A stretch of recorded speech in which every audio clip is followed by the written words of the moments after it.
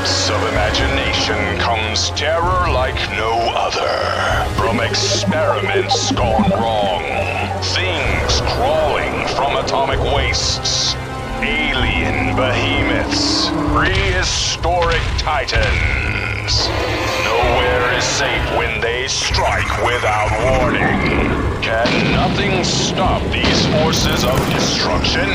Science, weapons, love. You'll just have to see it to believe it. Scream, run, hide if you must. Nothing can survive the Monster Zone. Do you like big things? I like big things. Do you like big monsters? That's my second favorite thing. Welcome to the Monster Zone.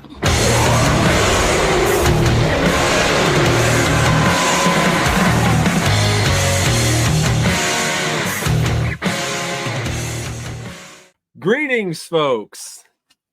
Thank you for joining us again. As Angela said, welcome to the Monster Zone. We talk about all sorts of large, grotesque, throbby things. Well, that's relevant to the movie. You made it so complicated. It's called the Monster Zone. We talk about monsters. Yeah, but there is like bulk and growth and throbbing. Yes. And Quasimodo's cousin. Yeah, we talk about him. Absolutely. Yeah. But today we are talking about a topic very close to my heart. Not just monster movies. We are talking about the gem of a 1955 film, Tarantula.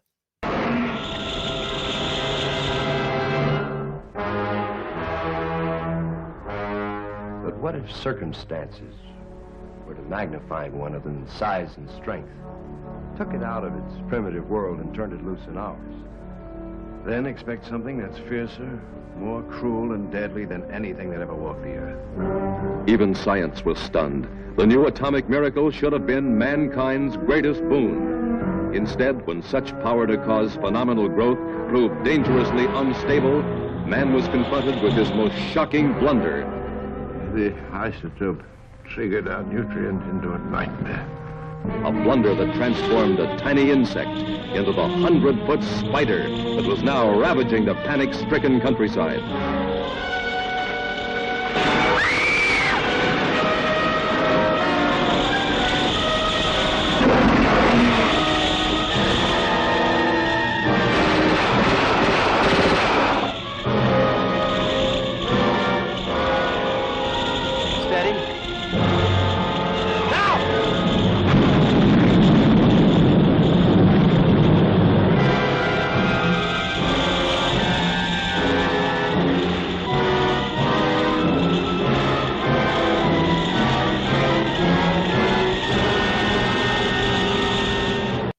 Which has something to do with spiders and the Elephant Man and a giant guinea pig you could probably throw a saddle on.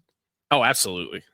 That sounded like a cow or a horse or something. Oh, yeah, I thought it sounded like a fucking pig. I don't know what sound it was making. But... Oh, plus the man with the name up too. Yeah, it definitely sounded like a pig. They were giving it like the high-pitched squeals. When it was it's a guinea pig, right? Like, so I know, like but pig, there was like right? other noises that was making. I was like, what is that? It's like a gazelle. Why does it sound like a gazelle? What are you doing in this place? But anywho, today, of course, like always, we're joined by our glorious co-host, Mr. Parker. Hello, everybody. The guy that really looks like he doesn't want to be here right now. I'm just kidding. Lovely wife, Angela. Hello. AKA wife. And then me. I have a name. I am the Dan. There's no other. There's just me. Just the Dan. But Mr. Parker, if you don't care to give us some backstage tidbits on this film. Woohoo! I'm not gonna lie to everybody here. I didn't look up much about this movie other than the people behind the scenes. This was directed by Jack Arnold, who is most famous for directing The Creature from the Black Lagoon, which came out a year after this. He also directed It Came from Outer Space in 1953. Sorry, The Creature from the Black Lagoon came out in 54, so it came out the year before this movie. But yeah, It Came from Outer Space in 53. Creature from the Black Lagoon in 54. This came out 55, and then he did The Incredible Shrinking Man in 1957. Which used this spider again. Yes. Hey man, listen, it's tough for a spider to get a gig. Just let him do twosies. Like, you got a 2-movie deal. This is, I mean, to be honest, just kind of going off the cuff here. Like, this movie just very much feels influenced by the same story that Food of the Gods came from. Yeah. It wasn't. Several comments. Technically, it was based on No Food for Thought, which was a teleplay from Science Fiction Theater from 1955 by Robert Fresco. This was also written by Jack Arnold. Screenplay was done by Robert M. Fresco, who we mentioned the story was based off of, and Martin Berkeley. It stars John Agar, who did a lot of work with John Wayne. He did The Mole People, The Brain from Planet Eros, Revenge of the Creature, which is that a Creature from the Black Lagoon sequel? It is, yes. Have you ever never seen this? No, I have not. No, he's hunting a woman's bra in it. It's pretty funny. That's That's an MST3K joke, but there is an MST3K episode on it. It's wonderful. Man. He was the very first husband of Shirley Temple, which is a fact that I literally just saw. And his divorce from Temple was kind of where his career started to kind of go on the decline. But he did horror movies through the 50s and 60s. He did a lot of stuff with John Wayne through the 60s and 70s up until Wayne retired. Well, Wayne ended up dying. But yeah, that's kind of his life. He died in 2002. He was in King Kong. He was in the 77, 76 King Kong with Jeff Bridges. That's like it's not a big role. He was in it, which is not a good movie, mind you. If we ever talk about it, I'm sure I'll bitch about it, but I did not like that movie. Did you know there's actually a third? Just throwing this out there for people that don't know, since Parker didn't know, there's actually a third Creature from the Black Lagoon movie. Curse of the Swamp Creature? No, that would have been cool if its name, but it was called The Creature Walks Among Us. Oh, okay. He was also in Nightbreed, I guess, which was a Clive Barker movie from 1990. Oh, I've heard of that movie. Yeah. This also stars Mara Corday, who we've talked about. She was in The Black Scorpion. She's still kicking it, man. 99. She's gonna be 90. Well, no, she's gonna be 94 in January. So she's still going. If she's still around when I inevitably get famous, which isn't going to happen, and I make the Giant Claw reboot, I'll have her back because she's in the Giant Claw. I was literally just going to mention that's where I knew when I was looking up the roles that these actors were in. I saw her. I was like, oh yeah, I recognize her from the Black Scorpion. Then I saw the Giant Claw, and I was like, oh, we got to mention that one. Yeah, we fucking do. Now listen, she's not opposite Jeff Morrow in this, but it's okay. It's okay. Yeah. We have Leo Carroll as Dr. Deemer. Looking at his body of work, he was in the original The Man from U.N.C.L.E., which was the television series. He was in North by Northwest. Did a lot of stuff in TV. We have Nestor Pava, who is Sheriff Jack Andrews, who, in my opinion, was my least favorite character in this movie. But he was also in Creature from the Black Lagoon and its sequel, Revenge of the Creature. Yeah, he was the boat captain in Creature from the Black Lagoon. Hell yeah, dude. Eddie Parker as Jacobs. He played three different characters. This guy played three different characters. Yeah. He played Jacobs, which is going to be our first deformed victim in the beginning of this movie. He played Lund. Who was Lund? Don't know. But he was also an airport workman too. I don't remember who Lund was. We have Ross Elliott as Joe Birch, which was the police. Was he like the mayor of this town? What is he credited as? Remind me. Joe Birch. Oh, he's the newspaper guy. He's like, I'll remember to spell your name right. Hastings. Okay. Never figured out what his job was. He's just newspaper dude. Yeah, and then we have a little known actor. He's not too big, but we have one of the first appearances of the man with no name, Dirty Harry himself. Second appearance from the same director too. Yeah. Well, he actually, because his previous movie was the Revenge of the Creature. Like that was his first movie. So, yeah, Clint Eastwood's in this movie. Yeah, you wouldn't know it either. You wouldn't know it, yeah, and I think that's why I didn't realize I missed it. Because to be honest, I always he must be from the Revenge of the Creature scene is the one where he's in like a lab coat, right? He's like Correct. He works in a lab. Okay, that's what I was expecting, and I thought I fell asleep and missed it.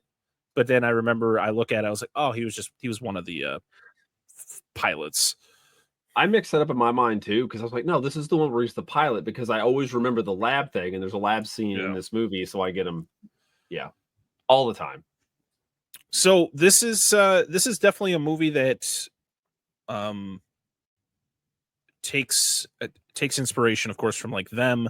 Burt I. Gordon definitely took some inspiration from this movie to do a lot of the movies he made, especially the superimposing the giant actual animals onto the screen. The difference is, no offense, Burt I. Gordon, R.I.P.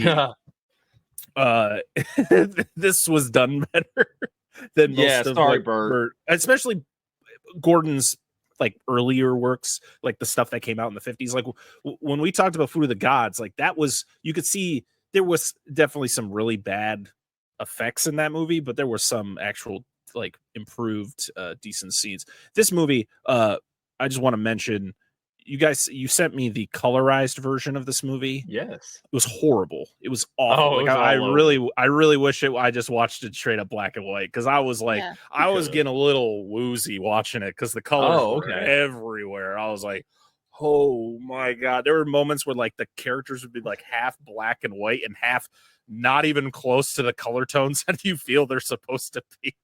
The cars were the worst. Or when you see the cars, then it changes colors like 5 to 6 times, blue like to 10 white. seconds. You're like, oh my god, what is happening? Fucking pearlescent. The only reason I picked that was like, oh, the video quality looked better. So I was like, oh, I'll send this one. I didn't watch but like a few seconds of it, and now I totally understand about watching the black and white one. Yeah, we watched an oddball cut. Definitely makes you feel like you're on a trip. Yeah. As of recording this, it's almost the what would that be? Almost the 68th anniversary of this movie. It premiered November 23rd, 1955 in LA, and then December 23rd, 1955, the rest of the US. Ran an hour and 20 minutes, and it made $1.1 million between theatrical run and rentals between the US and Canada. Nice. So pretty decent. Do we have a budget? No budget, just what it made. It was released. That's not too bad. It was released on DVD in 2006. It was like a box set that had a good amount of movies that Jack Arnold directed. So you could buy it with like the Incredible Shrinking Man, Monster in the Campus, the Monolith Monsters, and the Mole People. Oh yes, another John Agar movie.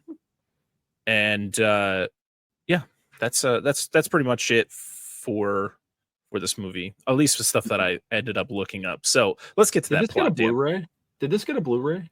Did you come across yours? I can't remember. We'll figure it out later if it didn't come across your searches. So Shout Factory released a Region A Blu-ray April 30th, 2019, and has a commentary by Tom Weaver, Dr. Robert J. Kiss, and David Schechter. I don't know who any of those people are, but yes, there is a Blu-ray out there from Shout Factory, which I actually was planning on looking it up to maybe see how expensive it was, because I was planning on the same thing. And we'll talk about that later. But before we start the plot, I want to do it like I always do.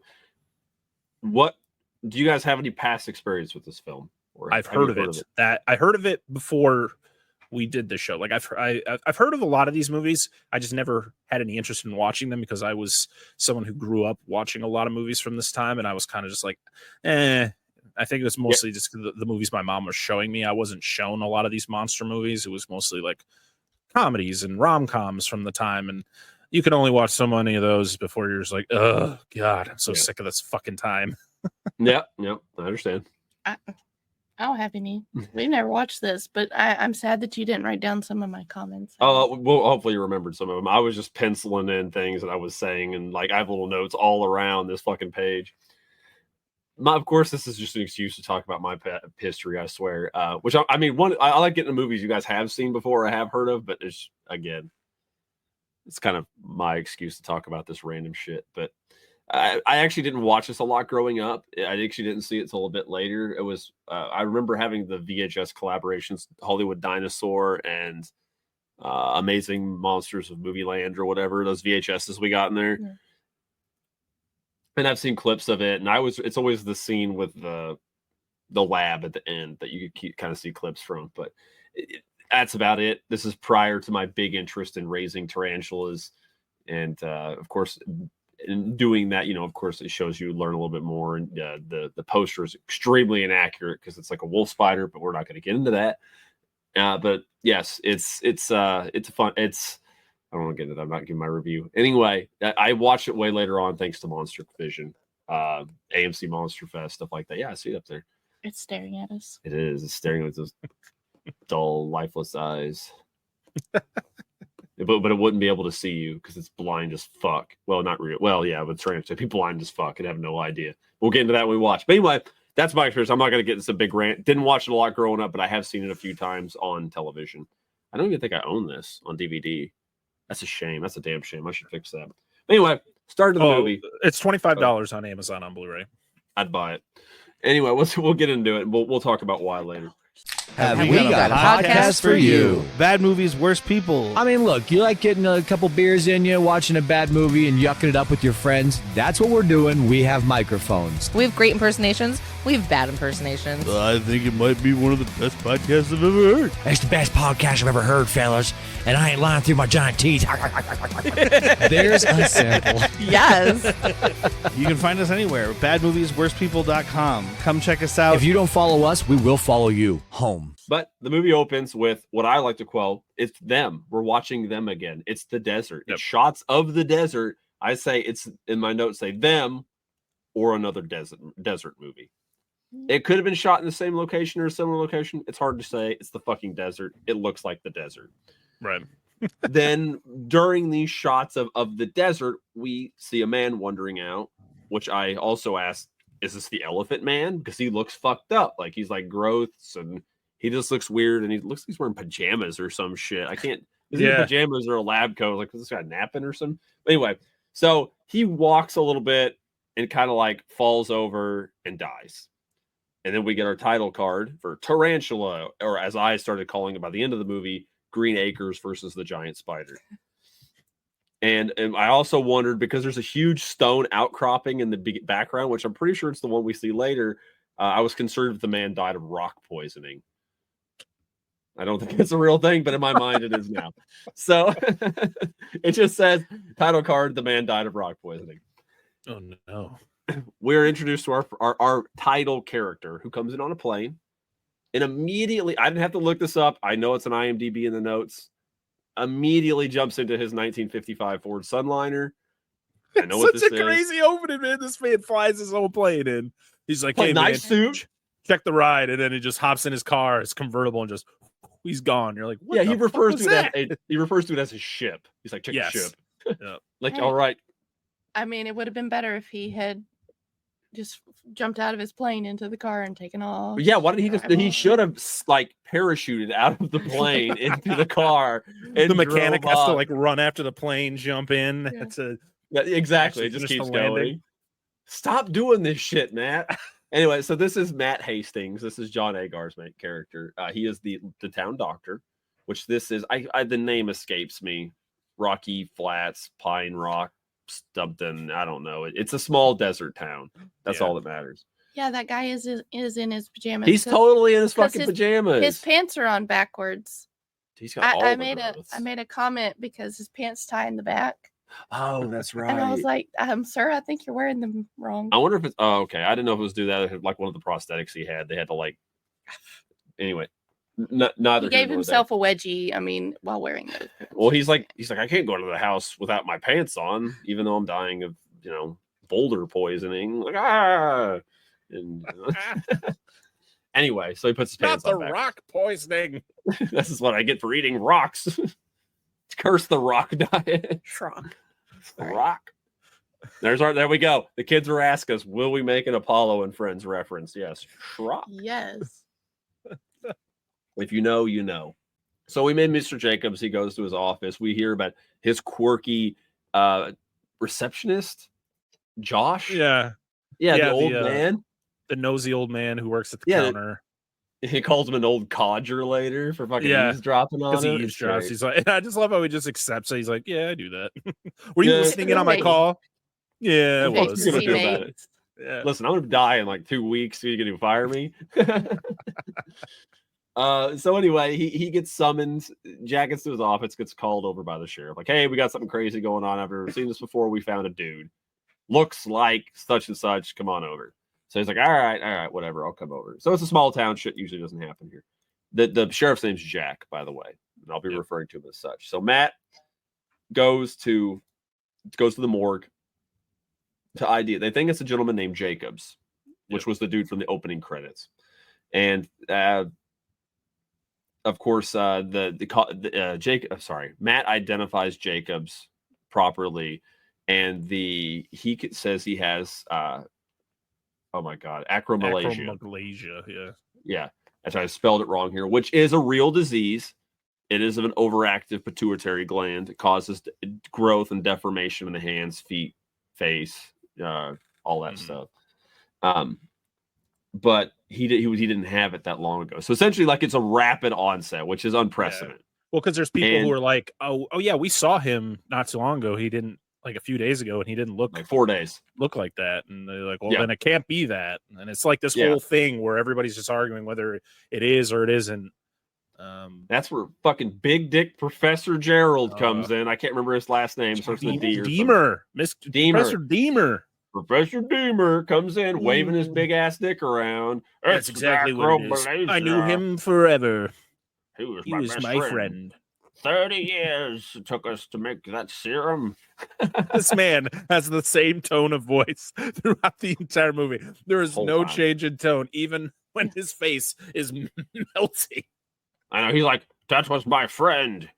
I'm sad he died. It was acromegalia. No autopsy. Throw his ass in the dirt. I'm crying on the inside. See the powder coming out of my tear ducts? I'm crying. Curse this rock diet. Not the desert with fucking stones. Rock poisoning again. Not the rock poisoning again. Damn, Jacobs ate the wrong fucking rocks. Now all I can think of is a song like a stone. Damn it. Oh. Who sings that? Audio Slave. Audio Slave. I couldn't remember. Yeah, thank you. Good fucking God. This joke is Audio Slave, aka Rage Against the Machine Part 2.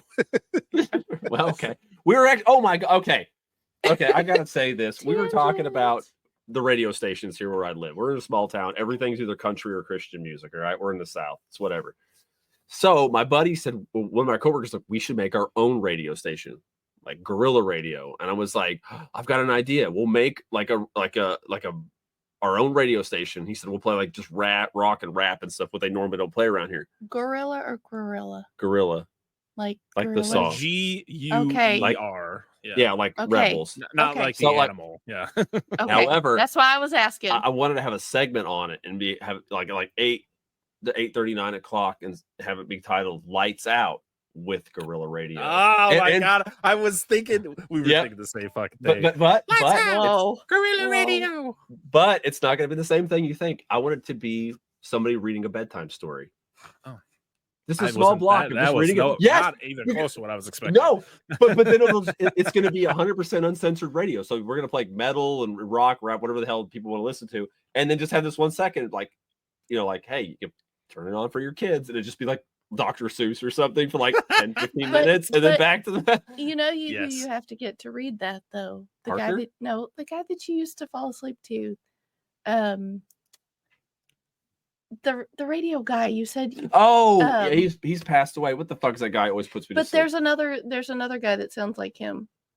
Oh fuck, I remember his name. He's a the very rest prolific. of the story. And now that's the rest of the story. Dang it. Harvey. Paul Harvey. Yes. Dude, that dude puts me to sleep. Not in a bad way. His voice is just very soothing. But anyway, back to the movie. That has nothing to do with radios. There's not even a radio station in this movie. So Remind me to tell you what Brian said about me introducing him to those people. okay. I will do my best. Well, anyway, essentially, literally what we said, Professor Gerald just says, like, hey, this is my friend. It was acromalaysia. I don't give a fuck what anybody else says. Put his ass in the dirt. No autopsy. Really suspicious. And even Matt, being a small town doctor, is like, this isn't right. Acromalaysia takes years to onset. It just doesn't come out of nowhere. The sheriff isn't having any of it because Professor, he's like, he's a professor. He knows more than you do. And like, Matt's he's like, smarter than you, Matt. You're stupid. Yeah, exactly. I know. Like, get the fuck out of here. What do you know? Go police. It's like, how dude. how does this professor have the right to be like, yeah, no autopsy, bury this man? It's like, are you his family? No, Apparently you're just his friend who you worked with. Apparently he had no living kin, and he's like, isn't Matt the town doctor? Yeah, he should have to. Like, isn't that part of it? He should be the one who gives the authority to do an autopsy if he feels something's not right. But it even says the like, mortician should have had. Yeah, the mortician should have had some precedent over it to be able to do something. Yeah, the mortician is like, I believe it. The professor's pretty smart. We'll just go with that. I know. And like, how does the doctor just instantly get discredited? Because like they established later that Professor Deemer is an MD, but it's in nutritional science. That's not the same. It doesn't make you more intelligent than a physician. Nutritional science is not the same fucking thing. This is again, we've talked about it on this show. This is the time period where even if it still happens today, if somebody says, I'm a doctor, I'm a scientist, oh, you must know everything. No, you know what you know. You don't fucking know everything. Anyway, I didn't realize I was going to get that heated about this in this movie. Good Lord. I share that though.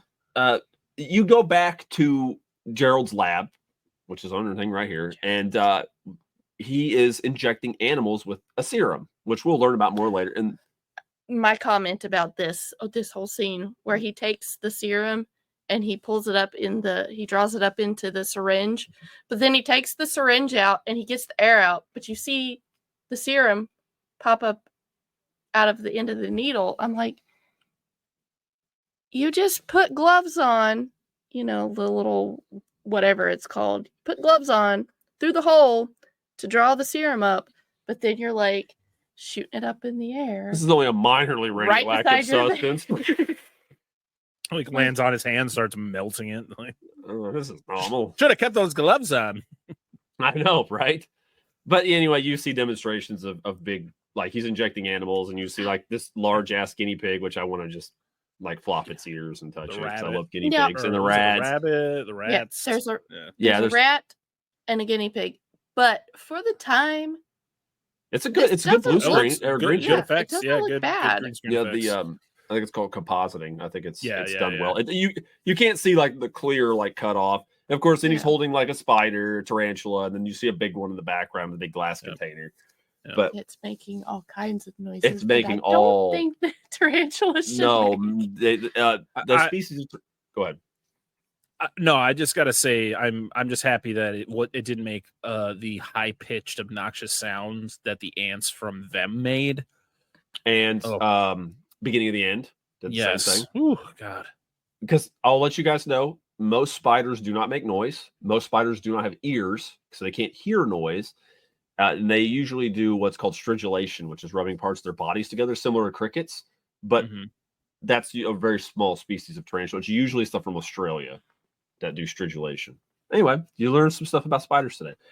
This is actually a good cue because we're watching another elephant man attacks Mr. Gerald while he's just like injecting a monkey. This monster just stumbles out from upstairs, assaults him, starts yelling.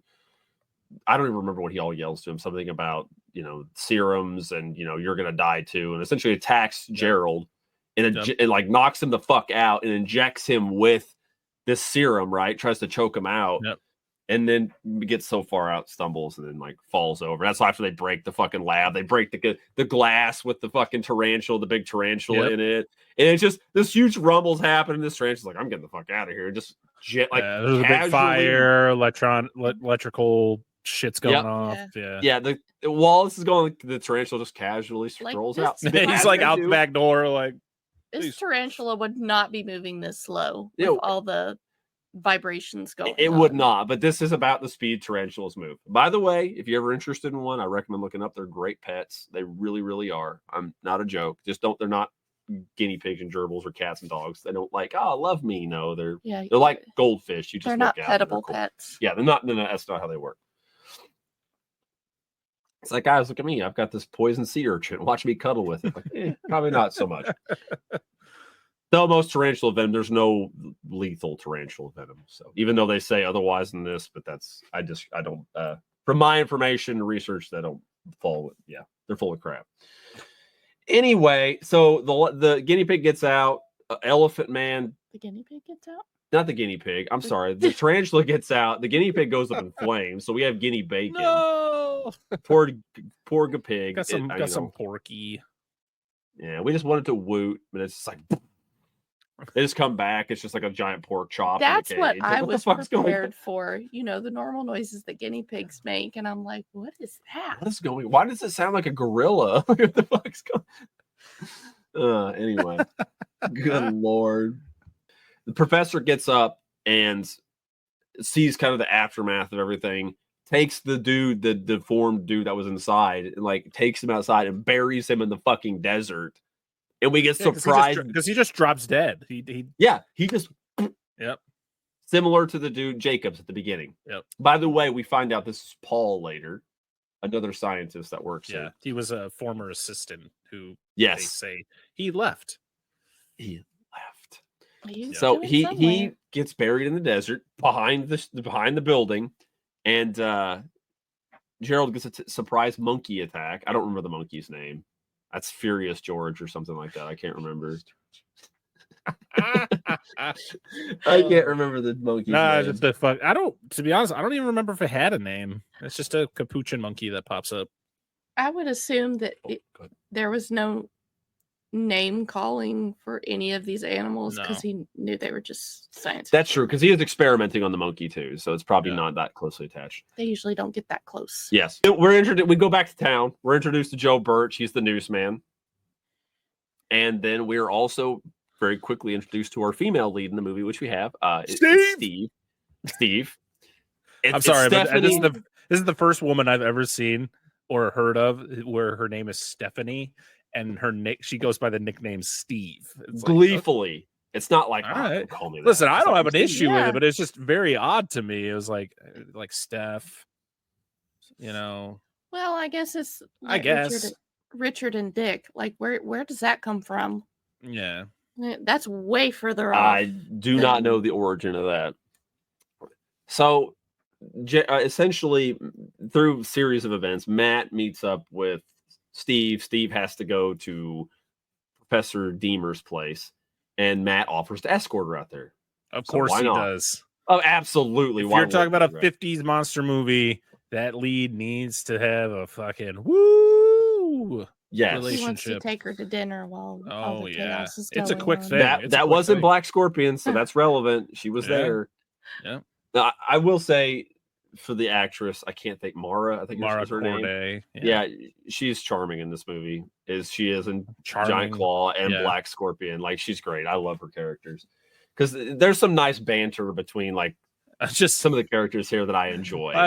It just makes me laugh, man. When it's like attractive young woman, and literally the male lead is just like fuck everybody.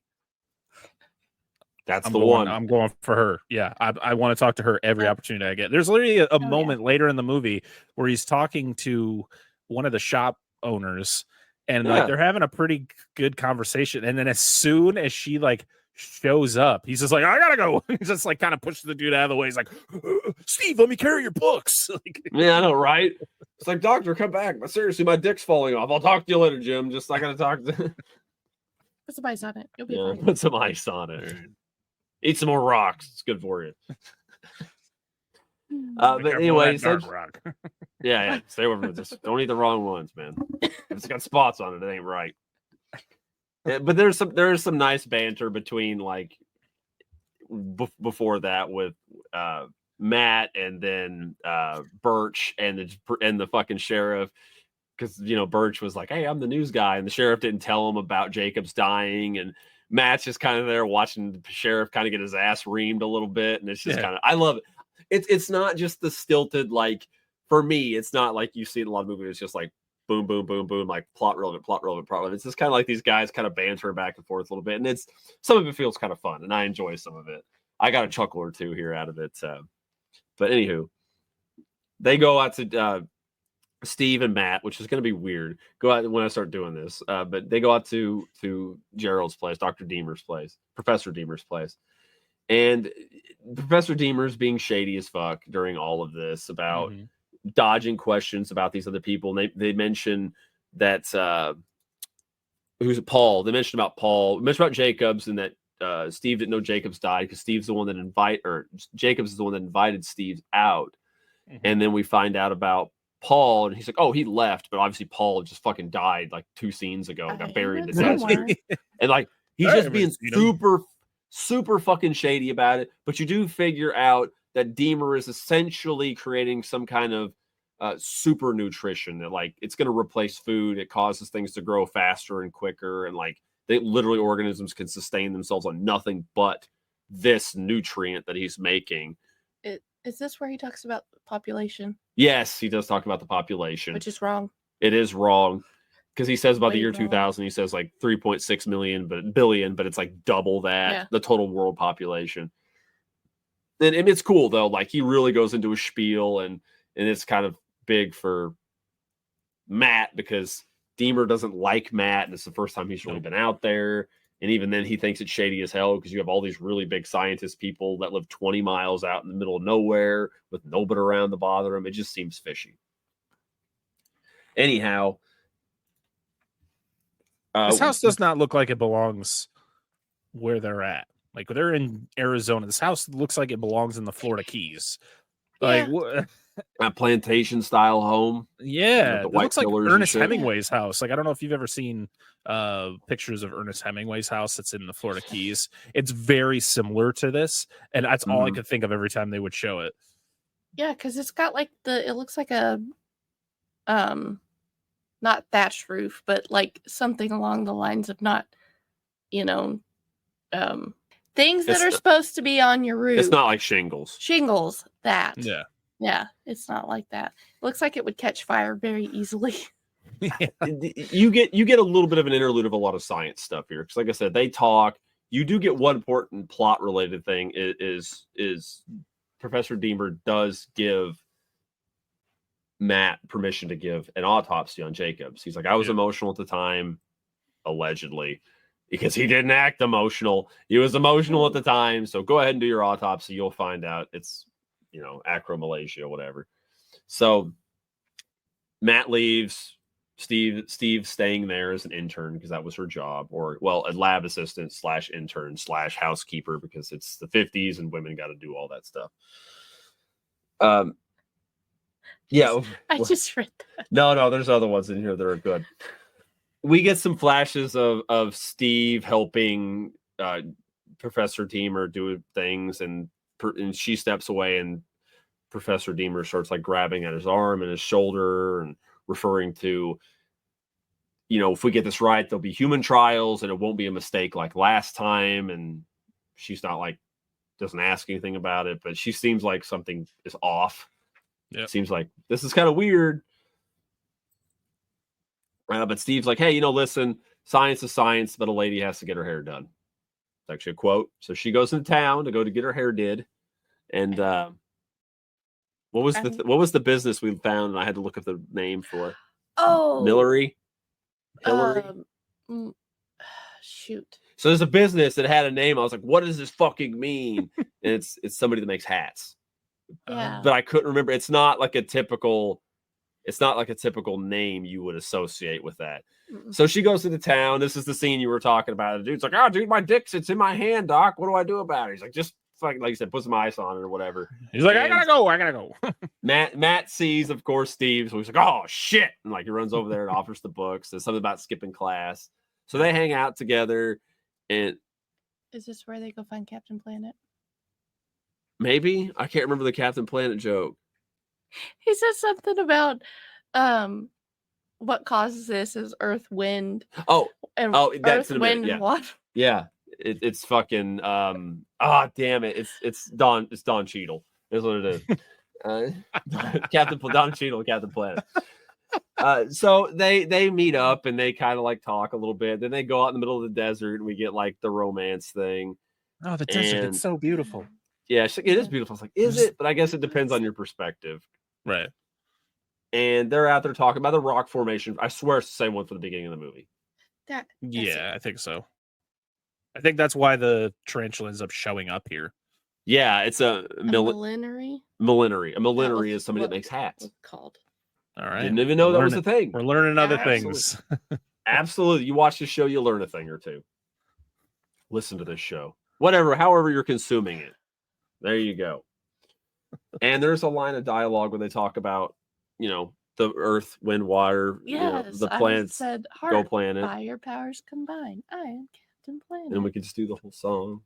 And you realize, oh shit, this Blake just fucking names in that movie. He does one of the voices of the characters. There's actually really a lot of famous people though did voices in fucking Captain Planet. Meg Ryan did voices. Did the voice of one of the villains. I know Jeff Goldblum. Goldblum was one of the villains in Captain Planet. Dude, there's actually a lot of big. Anyway, not important. It's when we do a Captain Planet show, which will never happen, hopefully. And they start talking about how natural processes about, like, so essentially there's a landslide. There's a landslide from the rocks, and it's like it doesn't make sense. There's not really seismic activity. There's not wind, rain, or anything like that. And Matt is explaining to Steve how it could happen, and she says a line to him. It says, "You make it sound so creepy," and he says, "The unknown always is." And I don't know if he's just trying to be mysterious, or if this is like an anal reference. I don't think it is option number 2. It says it's this whole quote, and I put anal reference question mark. Definitely not the last. Because listen, this is the 50s. They're white, God-fearing Americans. It's missionary position all the way. Yeah, literally. It's like, listen, lady, you got a third hole back there. Let's make use of it. And that's what it all came about. And that son is at the night you were conceived. Wait, but what? I love it. Thank you for the 3 people that listen to this. Anyway, so of course the slide was a giant spider that no one fucking sees. This spider starts coming over the top of this rock. Nobody hears anything. Nobody sees anything. They haven't left entirely yet. They're just walking away. I thought whatever was coming out of the top of this was the giant rock at the top, because that's all you see moving. And you see the legs start coming up. But I'm like, nope, that was after the big rock fell. I was like, what? I'm like, what is going on here? We're just watching the monolith. They don't see it at first. No, they don't see it at all. They walk away, and it's like coming over. Because they leave after the rocks fall, and they're like, oh, gotta get out of here. I understand tarantulas have dainty little tiptoes, and we'll talk about those in a little bit because I love their dainty little tiptoes, but they would make some noise being that size. We learn that we go back to the lab because, of course, Matt's dropping off Steve, I'm blanking names, and kind of, looks around a little bit. Matt leaves. The professor comes down, reams Steve for this. My fucking place isn't just we're not giving tours out there, right? Like, this is fucking science. Public. Yeah, it's not for the public. This is my life's work, damn it. Yeah. This is classified. Well, you never said it was classified. I didn't know I had to. It's all just showing the fact that the professor does not like Matt. Yeah, and you get to kind of see his face is starting to get fucked up. Yeah, because she's reacting to it. She's trying to react, tell him about it, but he's yelling at her for everything. Yeah, because you can see his face, but then you also see his hand earlier. His knuckles bigger. And stuff are starting to swell. Himself. Yeah. I just look at his chin right now and just They're like, where did you guys get the idea for that texture? Just a ball sack. Professor, your nads are on your chin. Well, don't comment on my nads. Don't look at me. No, And that it's the Balchinians one from Men in Black 2 Ultraman. came from. No, it's the one Ultraman, the bird. Bird or on with yeah. the boys. It's got that. There is actually an Ultra Kaiju that has like balls on its face. Literally Balls. And they're venom. chicken. They're venom glands. I just think of the bad. Balchinians from Men in Black 3. That or He's if like, you've seen, he's like hit Go him in the ahead, chin. He's a Balchinian.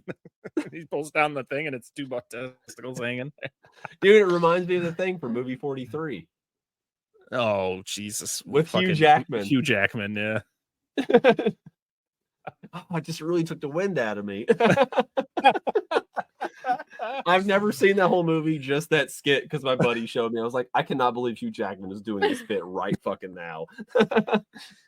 Hugh Jackman, he's like classically trained, but he's got balls on his chin. Anyway, sorry. It's a funny bit, but it's whatever. You find out essentially his serum is Miracle Grow for pets, because they inject the rat and they inject the bunny, and they go from like little to like fucking huge in like literally a day. Comment about how the bunny didn't look like that morning. No, And it was like a full grown bunny, but it it was like big. There was also a mouse that was a baby, and then it was huge in the cage. That you saw. Yeah. So that's why I just marked Miracle Grow. And Matt, on the way back after dropping off Steve, after she gets accosted by the asshole, he doesn't know what happens. He checks the rock formation out. He's like, okay, maybe Steve was onto something. It was weird that the rocks kind of just fell like that randomly. And Jack, he runs into this sheriff, Jack, and he asks him, he's like, hey, you want to go, what's this nuts? This, cattle issues, something about them eating them or whatever. You want to come check it out with me? He's like, you said you didn't want my opinion as a doctor before. Why do you want it now? He's like, I don't want your opinion now. I just want you to fucking come with. He's like, okay. I just want some company. Yeah. Yeah. You fucking whiny ass. He's following him. He doesn't look like he's got any deputies. He probably is just by him fucking self. Yeah, it's a small town. Ride with him. I mean, dude has his pants like way up above his belly button, and he's still peeking over the top of his belt. 'Twas the style at the time. I wore an onion on my belt because it was the style. Anyway, okay, so he goes. I'm abridging my notes. I'm sorry. They show up at this gentleman's ranch. I think his name's Andy. Was the owner of the ranch, talking about missing cattle, but they can't find any Allosaurus tracks anywhere, so it can't be that. But they do just find piles of bones and white stuff. Quicksand. Yeah, aka natural gravy, aka I said that. Food of the gods. She said it first. I was like, let's not make a jizz joke here, Dan. This is too fucking easy. Low hanging fruit. The fruit is in your hand. Don't just that's literally, it's right there. I did not make a jizz joke. This is not a jizz joke. This is, well, it is, because we did make Food of the Gods, but this is an indirect baby batter joke. So I was like, I don't think tarantulas make that, but Bizquick. It's just like horse steaming. I was like, looks like paint. But yeah, this is our Food of the Gods reference, everybody who's ever for a previous episode. There you go. I think they can't figure anything out. They start asking questions like, what am I supposed to do about my cattle? He's like, just keep an eye on them tonight. Your livestock. I was like, I don't know what to tell you. Like, what do you? This is unprecedented. Like, what do you expect from the fucking sheriff to know everything? Then they look over to the doc. He's like, I'm just a fucking doctor. I'm a physician. What the fuck would I know? Anywho, Matt goes back to the house. No, sorry. We get into Rampage. I neglected. This is our Rampage scene with our spider.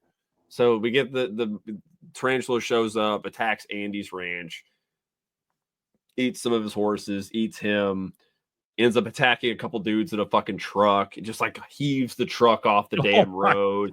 Just fucking tosses it. It's definitely not at night, by the way. That's just a lot of filters. Yeah. Oh yeah. At night. Oh, it's so dark out. How many dark middle of the day used on the boat? Oh, and Mechagodzilla? Yeah. Well, there's less ape men in this one. In theory, I think this whole every movie has like secret things of ape men, like there's just everywhere, but we don't know that they're simians or whatever fucking the races.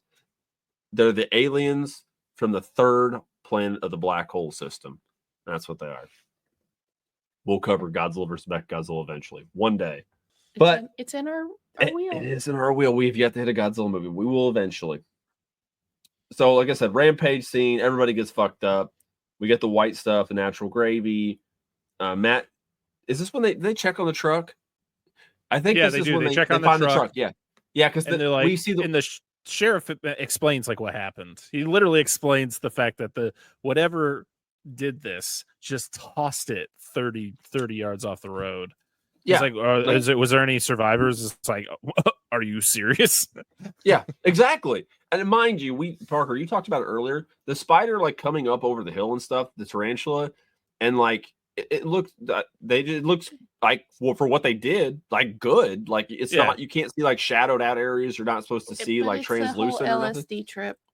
Like, well, this was so that there was two. The scene where the truck gets thrown was before that happened. The farmer who we were with prior, Andy, he's the one who gets attacked. Yeah, right, and his horses get attacked. Yeah, and then the truck gets thrown, and then you get the scene later where there's just the two dudes just chilling in a field, and then the spider the just good old boys. Hello. yeah. Well, see, but like the spider coming up, and it looks like for what they look good. It looks good. Looks like, good. Yeah, and even when they like the spider's going down to get him, it's not like a prop. It's like just a close zoom in on like a real fucking tarantula. I mean, it's not like our wasps from Food of the Gods, which are just like fuzzy black blobs on the screen. I know, Bert, what the fuck are you doing, dude? Listen, dude, this was 20 years before that damn movie. Just use this effect, like, please. Anyhow, so like you said, the car crash scene, they explain everything literally as you've seen. I hate the over explaining, but it happens in these movies sometimes. They find like 3 or 4 more puddles of the natural gravy. Yep. There's no pepper in it, so I don't think it's chicken gravy. That'd be white gravy, sausage gravy. Is it? Yep. Oh, I thought it was chicken gravy. Chicken gravy's brown. Fuck. Okay, so sausage gravy. Just to clear that up. Just so we all know. Thank you. It's usually a darker color. That's fair. She's got it. I believe her. Hey, we've made lots of gravy in this my family. Not that kind. Even I'm though not there's saying a lot of anything. kids. I'm not saying nothing at all. 18 million grandkids. I don't know. So after all this, Matt's like, oh shit, I better go check on Steve. There's some weird shit going on. He does collect some of it too. Yep. Some of the batter. It's like, I can make pancakes with this. And he just like puts the lids on. Bizquick, eat your heart out. This is where Bizquick came from, by the way. Like, it's huge pools of the shit too. Yep. He fucking eats it. I forgot. He fucking eats it. He's like, there's no smell. No, there's no smell, but you're gonna taste it. Like, what? Just the dies. Matt, he should have. Oh, like, walks up and falls over. Why would you put an unknown substance in your mouth like that? Like, literally. You gotta know what it is. It's like his inner 2-year-old coming out. Like, I just gotta put this in my mouth. Go test it at the lab, not in your mouth. Do you think that's what he refers to as Steve? He like dumps, like she's like giving him a BJ, and he's like, let me test it in the lab. I mean, oh no. Literally. Anyway, oh god, Thank you, dude. That was great. I wouldn't test that either. That was fucking wonderful. So Matt goes to check. I'm glad I amused you. Oh, I think it's wonderful. Matt goes and checks on Steve finally, and like Dr. Gerald's there. He is all fucked up. Mm-hmm. Oh no, actually, isn't this where she screams? Because he goes back to town. Doesn't he get the phone call at his office? So yeah, she calls him to tell him what's going on with Deemer. Mm-hmm. And Deemer walks behind her on the loud stairs, and she doesn't realize it. And then he grabs her, and she screams, and that's when Matt rushes over to the house. Yeah, because he goes back to his house to check the goo he found that he said it's insect venom, and everybody's like, yeah, they're like, haha, you're stupid. There's no even more evidence evidence out there like that much. I don't like, dude. Come on, don't cut the guy down. Like, this is an unprecedented situation. Well, that's the thing is he literally looks at the reporter and he's just like, "You don't believe me? All right, I'll show you That's how to on do the you." test." Yeah, he's like, "I'll show you how to do it if you want to double check my work." I mean, he's not wrong. But anyway, yeah, that all happens. He gets the phone call. He goes and checks on it. She did not get mauled by as I've referred to it, Elephant Man 3.0. But he's fucked up. He's all fucked up. Yep. And then you find out the reason of the 2 lab assistants he had, or people helping him, Jacobs and Paul, is they injected themselves with the serum. Yeah. And there is an inconsistency in it where sometimes it would work properly and sometimes it wouldn't. And both the times on the humans, it didn't work properly. They got that. It is acromalaysia, as he said, but it causes it to onset rapidly and kill people. You know, it kills them. Excuse me. I thought when I started watching this movie for the first time, like when I was younger, I thought it was the spider venom, like killed him or something. Yeah, which is kind of interesting. It's an interesting twist on it. Well, I just assumed that since it was considered miracle grow, and made things grow faster. Yeah, that it would produce that disease. Yeah, faster. and with them being adult humans, they've already grown as much as they're going to. That could have also been the reason for the side effect, in theory, because it just overstimulates the pituitary gland. But this is where he mentions that it was 4 days since they injected it. And then they mentioned the big tarantula. He's like, oh, there was a big tarantula. There's a big guinea pig. He's like, what happened to the tarantula? It's like, oh, it died in the fire. But obviously we saw it strut out earlier, but Matt wasn't around for that. Yeah. Matt goes his findings with the venom. He helps Steve. Sorry, before that, he helps Steve get Dr. Deemer stabilized in his room, and like there's not really a whole lot they can do for him. It's acromalaysia advancing. There's not really a cure for it. Right. So now that everything's spilled and we know everything that happened, they kind of like put him in his bed. Matt goes to Poor eyebrow. I know it gets worse later. Oh boy. Matt goes to I think he goes to Phoenix, the University in Phoenix, Arizona, to have the venom checked by a entomologist. Yeah. And this is where we get our he confirms that it is tarantula venom, or then has to show him arachnid the educational video about it. Yeah, like we got in them. It's not as good as the one in them, but we get the Hey, go on. It just is too much. It's like, let me teach you about tarantulas. And it's like, I don't care, to be honest. I don't need to watch this whole thing about them. But yeah, it's like, yeah, and he's like talking about it. He's like, our native environment, which by the way, the tarantulas you find in the States, more lessons for you guys here. There's no naturally occurring tarantulas east of the Mississippi. So unless they happen to get over the river by chance, but there's no consistent population east of the Mississippi. They're usually on the southern part of the United States. And they're usually the genus Aphonopelma. We don't really have another genus. They're usually browns and blacks. That's it. We don't really have super colorful ones in the States, unless you get some freeloaders up from Mexico. You get like the red legs, the red knees, Brachypelma amalia, Brachypelma smithi. Beautiful black brownish spiders with red legs or red knees. I've had a few of those. Great spiders. The females can live about 30 years. So awesome pets. But he talks about it. He's like, oh, our ones from, Arizona are small, but like there's multiple species. Actually, I forgot about Calcodes, which is a blonde. They're Arizona blonde. They're like a blonde tarantula. They're really pretty. For a muted color, they're really pretty. But anyway, most American spiders get like North American spiders, U.S. spiders can get like 3 to 5 inches, and usually are pretty docile. I had an asshole from tarantula from Texas. It attacked everything. Well, Whenever I put water in its cage, it attacked the water. It was just a very defensive spider. They're not normally like that. This dude was just a dickhead. But she was an asshole. I mean, like everything, like literally as the water's pouring in, it's like striking the fucking water. Like, calm down.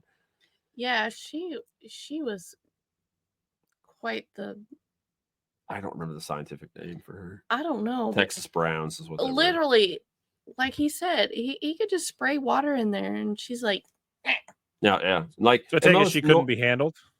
Oh no, God no! But I never handled mine anyway. We've got a few upstairs. Like I said, it's just stress. They don't need. They don't understand. They don't love you. Like, it's not the same thing as, like you said, like love on cat, dog, or whatever. It's not. And I don't like it when people that breed tarantulas try and tell you how to handle your spiders. Like, they're not for handling. Yeah, there's people in the trade that do handle them, and I have handled them inadvertently. I've had medically significant spiders. This is what we call like ones with more potent venom. They're not going to kill you, but it's not going to be comfortable. I've had those like literally. I've had one jump on the back of a laptop, run down the back of a laptop in between my legs, and I'm like, all right, dude, here's your spider. Like I've done it. Like I've dealt with some crazy stuff before, but like I don't handle them intentionally. It's usually because we're breeding them or relocating them, and they're spiders. They're docile most of the time, but when they need to move, they fucking move. Who is the one guy that had the one run up his pants leg? Oh, Patrick. We literally had to. He's like, I'm gonna take my shorts off right here. We were in a pet store having a meeting. He's like, I'm taking my shorts off. He's like, I don't care if you guys see this, but it's in my pants leg. So, and this dude is like 6'2", 6'3", like former military, bald, like nice guy, good 250, 260. I was like, okay. So the long and short of it is, yes, the long and short of it is, they talk about our spider breakdown. Spider venom, most tarantula venom is not significantly medical. It will not make you, it's like getting stung by a bee. It literally is. The worst you can get is I've heard of a few species from India and Africa. They bite you. It doesn't kill you. It doesn't make you really sick, but painkillers won't touch it, and you're going to wish you were dead. It's kind of that kind of stuff. But I know I've heard horror stories. I love African spiders. I think they're my favorite. Don't hold them. But just don't hold them. They're not meant to be held. They are predatory He wasn't animals. holding that one, though. No, it got out. We were relocating it or something. Anyway, enough stories. If you're ever curious about spider stuff, I haven't done it in years, but that was the breeding. You can ask me. Breeding time. Yeah, it was a pokey. But yeah, you are more than welcome to our information's at the bottom. You're more than welcome to contact me and ask me. I do not care. But anyway, back to the movie. Sorry. Tarantula education. Then we see the tarantula wandering through the desert. I just have zap! Exclamation point. The tarantula hits a telephone line or a power line. And then the tarantula, more stuff happens. It's not super relevant. The tarantula chases a couple good old boys. Like I can't tell if they're like ranch hands or cowboys or drifters or homeless people. I don't know what the fuck they are, but they get chased by the tarantula. The same dude falls over twice. They get eaten by the tarantula. Zap again. The tarantula fucking goes through some power lines again because he takes out the power lines and the phone line because they try to call and they can't reach anybody, but he flies as the last plane back. The tarantula starts encroaching on the Professor Deemer's estate where the lab is, which is again like the plantation style home, and just starts coming up on the house all quiet with its little dainty tiptoes, like spiders do, and like gets right up on the fucking window. Yeah, this is like this is like the only like practical effect we get. That's not an actual spider, is like the close up of the spider's face, I guess. But it's little like Chelicera. Yeah.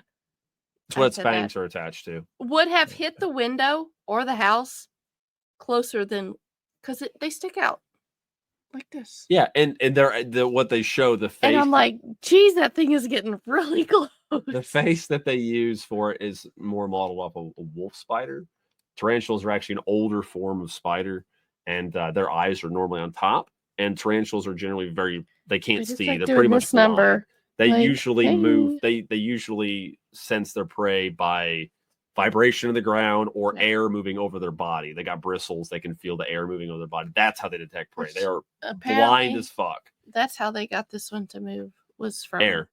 Yeah, which makes sense. I mean, it would react to that. It's like, fuck, yeah. Don't touch me. But anyway, so yeah, scientific inaccurate spider, but it does come to the house. It starts wrecking the house. We get the leg that comes through the ceiling. And this is true Elephant Man 3.0. Tarantula eats Elephant Man 3.0 because you see Dr. Deemer's face and his eyes like fucking drooping. And he's oh my god! Shit. Oh my god! He wakes up. He's like, "What's happening?" I need rocks. Give me rocks. I need rocks. The rock poisoning is killing me. This is radioactive stones. Like, what are you doing? That's uranium, Professor. We do figure out the serum. We did find out the serum did use some kind of radioactive isotope as a binding agent. That's not super relevant outside of him being irresponsible and just like fucking super soakering his office with a radioactive bound. But admittedly, once bound with the chemical, the radiation could have made the radioactive properties inert, because the reason that a chemical is radioactive is it's trying to throw off extra parts of the atom to balance it, to make it an unradioactive form. That's what radioactive decay is, or radiation is. It's just adding extra electrons or protons, and that causes the imbalance. But anyway, I looked into that because I did on my YouTube channel, I did a movie theory style thing of how I did a Godzilla one about how when he was exposed to extra nuclear radiation, his heart went into overdrive and he actually caused nuclear fission, actually broke him down. It's actually the smartest thing I've ever done in my entire life. I did a lot of research on nuclear fission and gamma radiation and nuclear. Oh, I just assumed it was your mushrooms that you added. No, this is actually legitimate, like film movie, like game theory, film theory style video I did. And that's the old, like one of the best videos I've ever done. So if you can find that, I recommend watching it because I felt like smart when I did it. And it was a really cool thing about how it was literally how Godzilla would. How do I find this? It wasn't penis jokes. It's on our YouTube channel, which is DNA Gaming. I can give you the link, but yeah, it's literally how Godzilla, in theory, Godzilla's kidneys would act like uranium rods, not uranium rods, like lead rods that help balance that, because it controls nuclear fission, and that they failed because of his overexposure to nuclear radiation, which would cause his kidneys to fail, and they wouldn't be able to filter out or balance his nuclear fusion of his heart, and it caused him to break down. That's how we got burned in Godzilla, and he exploded. Oh. So like I had this I don't know. I think it was the best thing. It's probably somebody's gonna listen to this like, you're a fucking idiot. This is so wrong. I'm like, I thought it was smart. But anyway, back to the movie. He used big words. I did.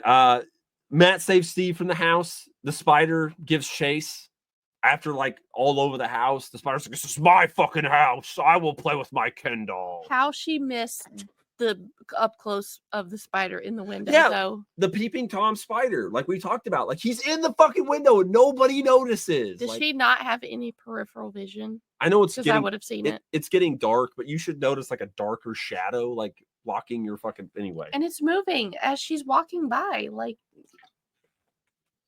they're running in Matt's car, his beautiful Sunliner. Yeah. That we don't know what color it is. Shit ton of Ford cars. There's an awesome Ford two-door panel wagon in this vehicle. I don't know what the fuck it is, but it's cool. It's cool as shit. Wood grain. Awesome. Anyway, so they're running away. The spider's chasing them. And they get to the highway, which that's where they meet Jack and the sheriff with a bunch of his police vehicles. I didn't mention earlier that Matt did tell Jack to like call the police and all your reinforcements and shit. He's just like, what? Yeah, he's like, all right, I'll fucking do it. So this is one of the few times Jack actually believes him. And he does. So they intersect on it and they see the spider. And this is one of my favorite scenes because the spider starts coming over the hill. Somebody's like, Sheriff, look. And the spider gets to the top of the hill and just stops. And then the officers see him. And then the spider just, it's like this standoff thing, like, draw, pilgrim. Like, and then like, the spider's like, fuck it, I'm going to get you guys. And then Steve, Jack, Matt, and Steve all get in a police car and leave. And then Matt leaves his vehicle for the two officers to stay behind. They got like Thompsons, they're shooting at him. I'm like, oh, we got to get out of here. Of course, the car doesn't start. Yeah. Mind you, this is a brand new vehicle. It should fucking start. That has started perfectly every other time. Every other time. So whatever. It has performance issues too. Apparently it does. It can't act. It can't run under pressure. So they get murked. Hopefully his 55 is fine, but it probably isn't. And oh, yeah. And I won't get to the spider head being. I already talked about that. They're like, hey, let's use TNT to blow this fucker up. And people are like, I don't know if this is going to work, but might as well try it kind of situation, which I respect the fact that, like, it's not like a ridiculous idea to kill the spider. It's not like, all right, we got TNT. We're like a remote mining, whatever town. They got to have it around. So they set TNT. They blow it up. It doesn't do anything. Shocker. Well, that's when I know, right? That's when the Jets show up. This is when Clint Eastwood comes to save the day because he's the main. He's like, the jet fighter feel pilot. Lucky, spider. Yeah, exactly. Do you? And they just shoot missiles like. Oh, yeah. It doesn't. These first batch of missiles does not explode, mind you. It just fucking hits him. You said Clint Eastwood the first time, and I was expecting him to walk up with two pistols in hand. shooting 6-irons and such. But missiles don't work. But they did earlier in the movie mention napalm, and by golly, does that napalm do the trick? Because they just napalm the fuck out of that spider, and that son of a bitch goes up. And this is when they realized, hey, if we can burn a giant spider with it, we can burn, Vietnamese innocent people with it. So why the fuck not? And that's, topical. Not cool, but topical. But yeah, anyway, so the napalm does it, and Clint Eastwood saves the day. Yay! So literally the movie ends with the spider bursting into flames, and I'm sitting here watching the spider burn, and I'm like, I really want to watch Son of Godzilla right now. It doesn't have napalm, but it does have a burning spider in it. He's Poe Dameron. What? He's Poe Dameron? Yeah. He comes in with his Okay, that's fair. fighter pilot. Why not? But that's the end of the movie. It ends as abruptly as all these other movies. We don't get a last hurrah. We just get thank goodness. And spider roasting. How would they all on the end, to be honest? Exactly. All the monster movies from the 50s just end the same. They kill the monster with a creature, and then it goes you see everybody hugging and staring off into the distance, and then it ends. They leave in the car and they go to dinner. They do. They have to. It's like, well, we torched another arachnid. You want to go to dinner? Come on, Toots. Let's go. We're gonna be smelling this one for months. Oh Christ, dude! I'll have fucking spider steaks and shit. However, the one movie of this era that didn't do that I know of actually ended up going on to be a massive classic, and that's the original Godzilla. Because Godzilla dies, and we have like a really pretty good monologue by Dr. Yamane. Or if you watched the King of the Monsters version, you get it from damn it, I just blanked his name. Perry Mason. Raymond Burr. Oh, I was like, he was Perry Mason. He played Steve Martin in King of the Monsters. But anyway, yep, that's the end of the movie.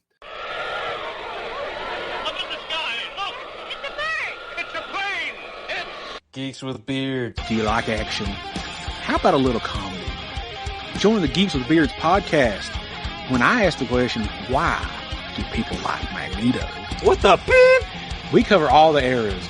Golden, silver, bronze, and modern. Then you need to check out the Geeks with Beards podcast. Available on all streaming sites right now. Geeks with Beards. So now that that's been done, we talked about our Spooder fun. Spoods for the win. What's Parker first? What you think of the movie? I thought it was good. I thought it was really well done. I'm kind of tired of just the main character like swooning over the woman all the time, and it's like, it distracts me from what's actually happening. I'm like, oh God, can we just stop with this? But I get it's just the time that it was. The performances were good. The effects I thought were really well done. Other than the night effects were kind of weird. Also, don't watch the colorized version of this movie. No. It's horrible. It's horrible. They half the did time a the car is pink.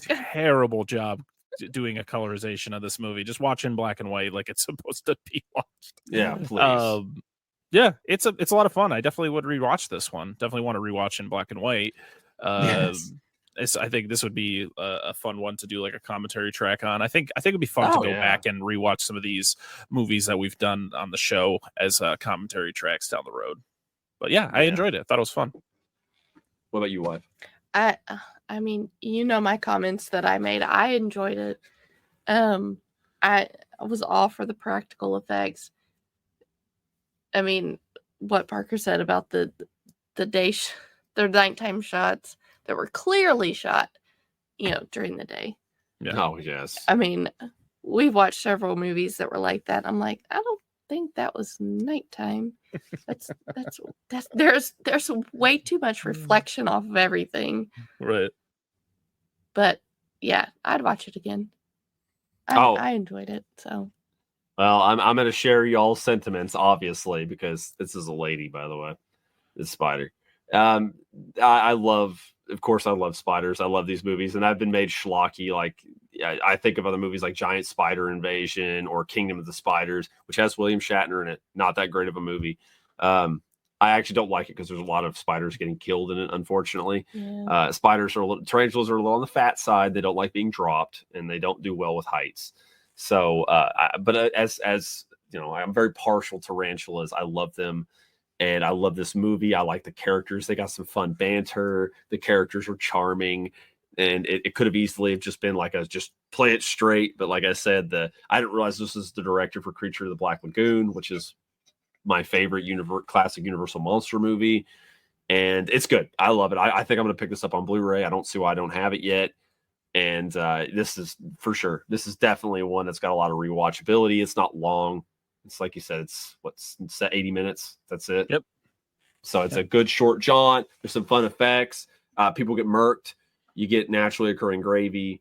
So, I mean, and the monster doesn't die by like some ridiculous scheme. Like it just gets blown up by fighter jets. Like it's not like this impervious, unstoppable Leviathan. It's like a small town that doesn't really have the means to kill a big spider. And then the jets come in and just napalm takes care of it. Yep. But yeah, I do recommend it highly. And my one big disappointment is the spider doesn't dance. And that's a shame. You don't see it eat either. Well, you do, but you don't get to see the aftermath. And again, for those of you that don't know, tarantulas do in fact dance after they eat. That's funny. Awesome. So that's very cool. Awesome. Most of them do. But anyway, that's going to be what now? We'll record your spood next time. That's because she's arboreal. I got to get her like set up to where she like they kind of like shimmy dances. around and like it's kind of like they mark territory, but they like dance. How many do you have? Like just 2 right now. And Victor's got a scorpion. I used to have, how many did we have at one point? Like 30 or 40? I think at one point we had 50. Yeah, we had a lot. But we also had a colony of scorpions, and then we had the beetles. So Yeah. You had the Beatles? Wow. The beetles. Yeah, we did. There were 2 of them. It's wild. Help me. My beetles. Yeah, your beetles. That's what I'm talking about. What were they? They're Eastern or Hercules beetles. The Hercules beetles. Yeah, the male beetles are cool. Yeah, you could see them. They're native to the United States. You could see them. But they were awesome. I didn't so know how to take care of them, so unfortunately they didn't last long. Unfortunately, we won them in a raffle. I wasn't familiar to take care of them. I actually We did research, but it wasn't enough. Yeah, one of my old jobs, I was actually I worked at a research lab that used spiders, and I was taking care of 3,000 spiders at a time. Wow. So yeah, You shaved their legs. I did shave a spider's legs, so I don't know how many people could say that, but I legitimately shaved a spider's legs multiple times. And I have a scientific paper out there. Yep. I am a published scientific paper. Anyway, not important, but it's out there. But thank you guys for tuning in and learning all these useless spider facts. This was a lot of fun for me. I tried to make sure this one was good and a good time. This just hit every spot for you. It really did. It's a good time. But thank you guys very much for tuning in. This was thanks to Mr. Parker for joining us like always. Cool. Thank you guys very much. Thank you, Mr. Parker. And yes, of course, Mr. Parker, Angela, and myself. And we will see you guys next time on the Monster Zone.